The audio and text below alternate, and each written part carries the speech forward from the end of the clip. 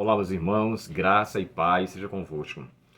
Hoje eu quero fazer um fechamento desse assunto, como que um esboço bem rápido da lição da semana toda, tá? Nunca se esqueça, o verso para memorizar e o tema da lição é o central para cada dia da semana.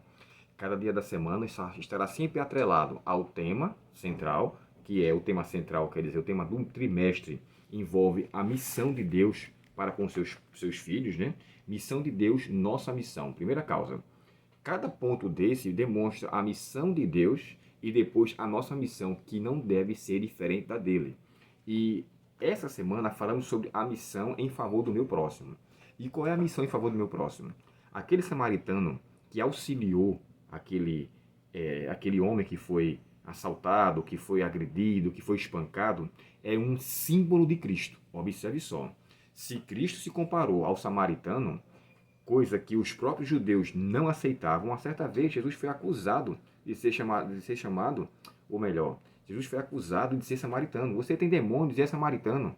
Quer dizer, vocês notam o grau de ofensa que eles têm. Isso não está diferente da nossa realidade hoje. Às vezes agredimos as pessoas até com títulos de religião que elas são, embora ali envolvesse nação. Mas a rivalidade que se existia era muito grande. E Jesus enobrece aquele que era desprezado na visão deles, para mostrar que o exemplo deles era tão eficaz e tão promissor que deveria ser seguido. Aquele homem lá, o doutor da lei, quando ele chega a dizer a Jesus assim, Jesus pergunta para ele, né? Para você, quem foi o próximo daquele homem que estava ali ajudando? Ele não falou do sacerdote nem do levita e nem ousou a falar do nome samaritano. Ele usou a expressão, aquele que usou de misericórdia. Aí Jesus repete, vá e faça o mesmo. Então, assim, o nosso cristianismo, ele não terá eficácia se ele não for externalizado. O tema diz assim, missão em favor do meu próximo. Essa expressão em favor não é simplesmente teórico, mas é prático.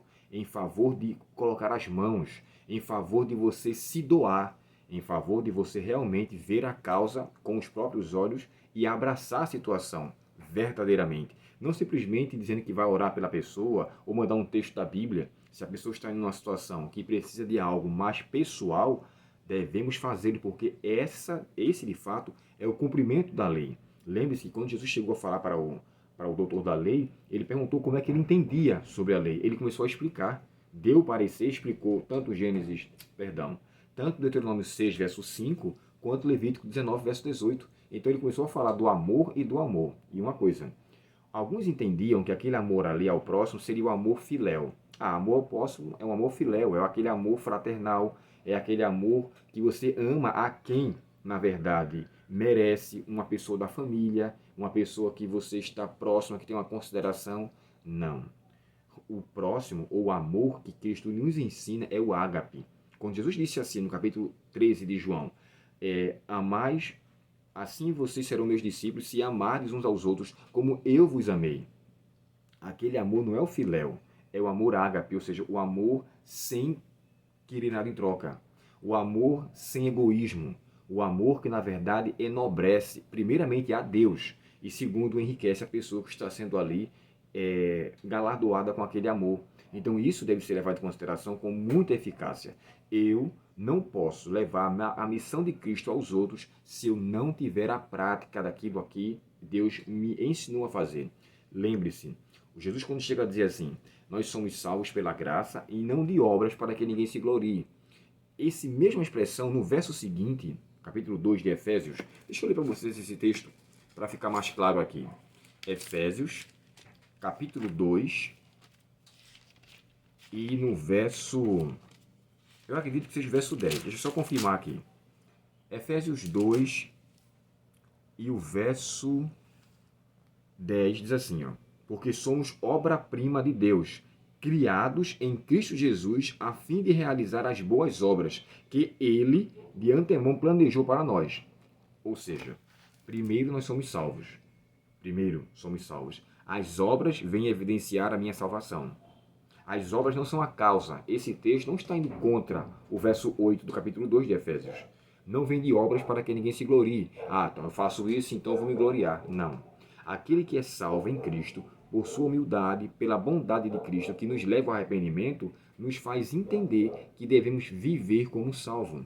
Se eu digo que fui salvo, mas não externalizo a minha salvação para aquele que está ao meu redor, para aquele que necessita, a minha fala em relação ao dom salvífico, ela é comprometedora. Primeiro, eu evidencio a salvação pelas obras. E segundo, eu realizo, na verdade, em minha própria vida, essa prática. Melhor dizendo, quando nós fomos salvos por Cristo, ela é manifesta a salvação para com os outros. A ponto de você chegar para alguém e quando externalizar o amor, que a pessoa fique surpreso, porque hoje o geral é as pessoas fazerem algo para receber, mas quando fala que o amor não é egoísta, olha a percepção de Paulo aos Coríntios. O amor não procura os seus próprios interesses.